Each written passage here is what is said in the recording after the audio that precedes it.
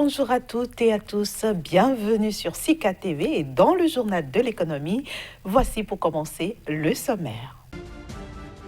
Appui budgétaire de l'Union européenne au profit du Togo, une première tranche de 16 millions d'euros a été décaissée.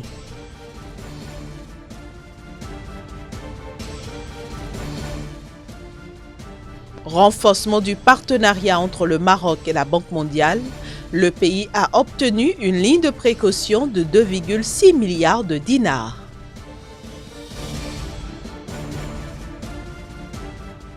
Coup de gueule des pays de la zone monétaire ouest-africaine, ils dénoncent l'adoption de l'ECO comme nom de la monnaie unique de toute la région ouest-africaine.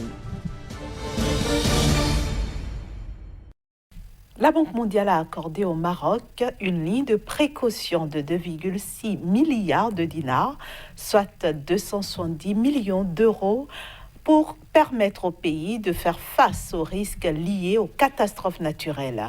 Cette ligne de précaution vient compléter le régime de couverture contre les conséquences des événements catastrophiques mis en place par les autorités marocaines et entré en vigueur le 1er janvier dernier.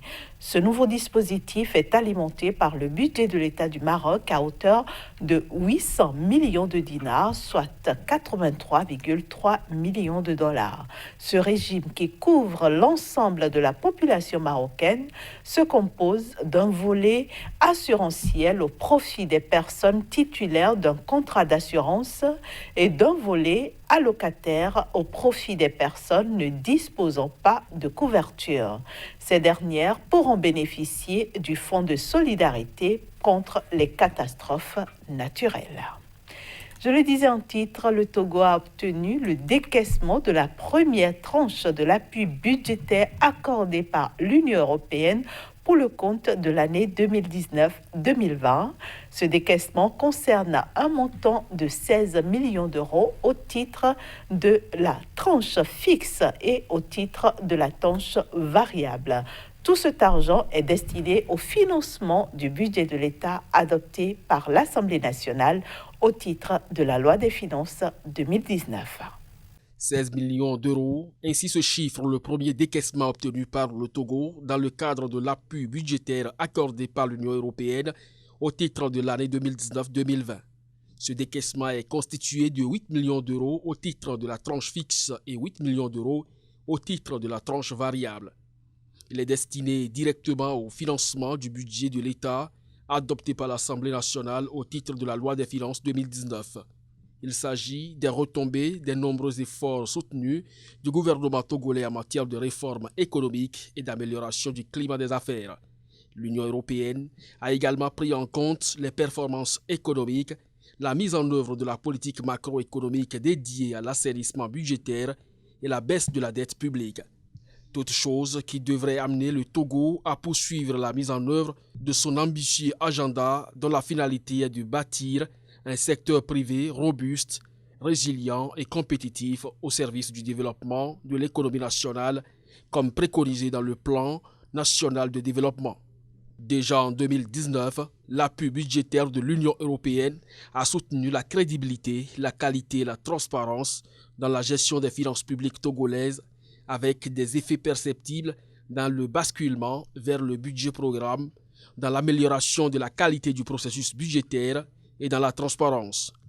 Le programme a soutenu également la tenue des élections législatives inclusives en juin et le processus de réforme du mécanisme de soutien au transfert de ressources aux nouvelles municipalités, sans oublier le renforcement du système des ressources humaines et la finalisation du chantier de travaux liés à la publication des comptes nationaux définitifs 2016 et 2017.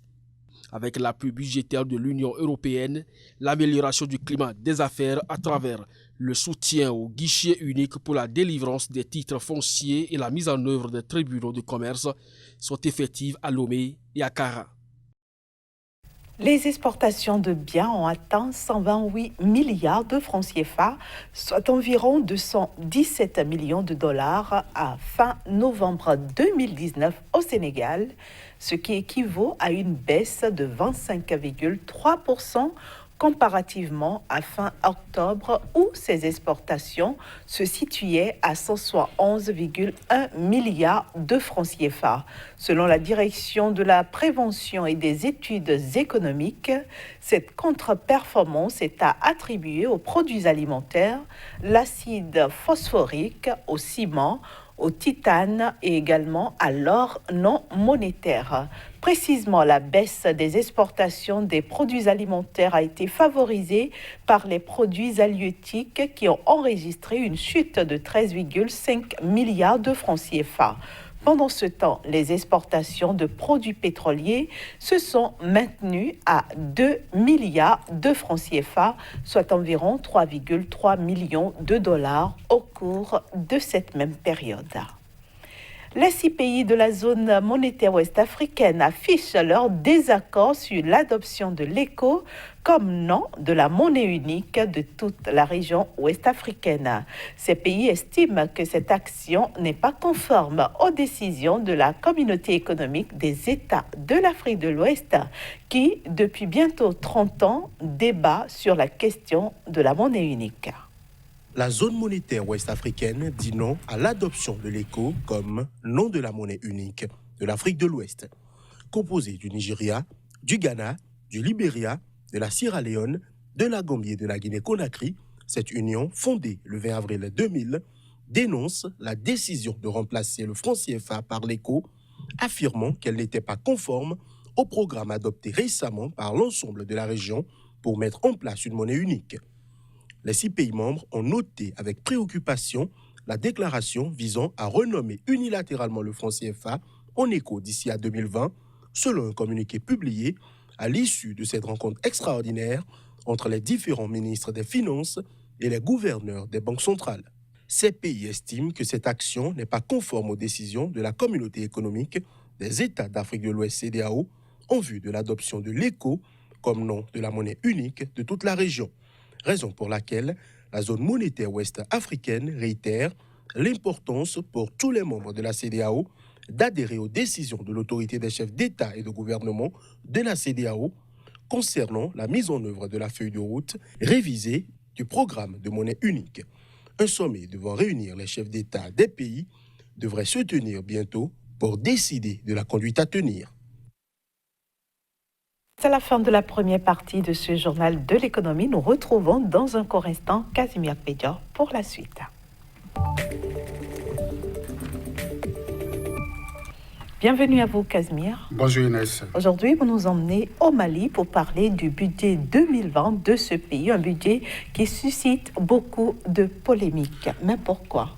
Bien sûr Inès, le budget du Mali, de l'État Mali, suscite beaucoup de polémiques par ce temps, parce que, affichant un déficit des plus élevés, 422,740 milliards donc, de francs CFA, c'est le déficit que devra donc chercher pour le compte de l'année 2020, l'année budgétaire 2020, l'État du Mali, auprès donc de ses partenaires techniques et financiers, à savoir donc les institutions de Bretton Woods, la coopération bilatérale et pourquoi pas sur le marché domestique, notamment au niveau donc de l'agence sur mois titre et aussi au niveau des banques partenaires, des partenaires locaux bien évidemment.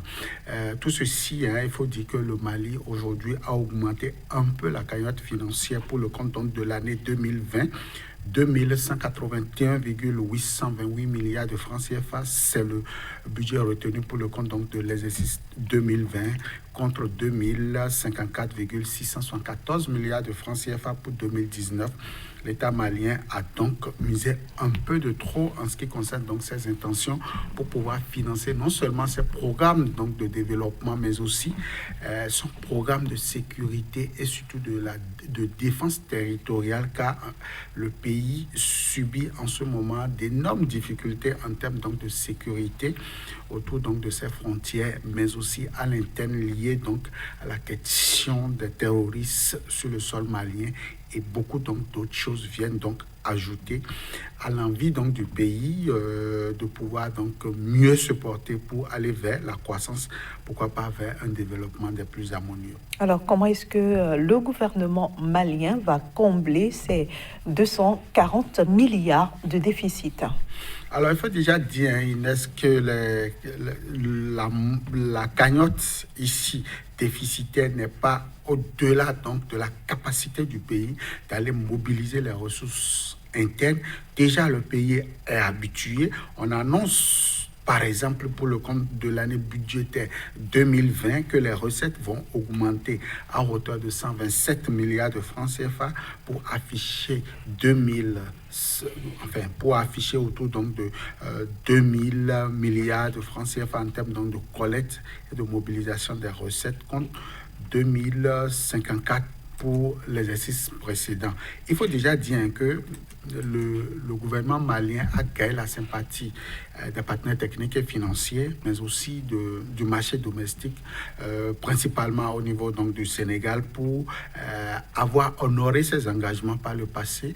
L'État malien donc, est solvable en termes donc, de remboursement de la dette publique, notamment au niveau de la dette intérieure vis-à-vis donc de ses partenaires locaux. L'État malien aussi travaille pour accroître donc les recettes, je l'ai dit tantôt, grâce aux réformes donc mises en œuvre pour abaisser un tant soit peu les dépenses, notamment les dépenses donc du personnel.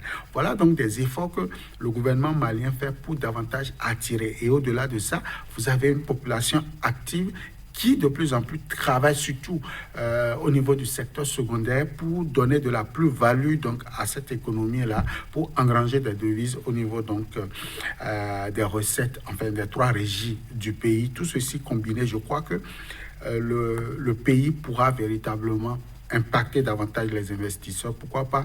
Pour que véritablement, non seulement les recettes puissent aller croissantes, mais aussi que véritablement le Mali puisse davantage séduire les partenaires pour que les investissements directs étrangers, par exemple, puissent connaître de croissance. Alors, quels vont être les secteurs prioritaires pour les autorités maliennes en 2020?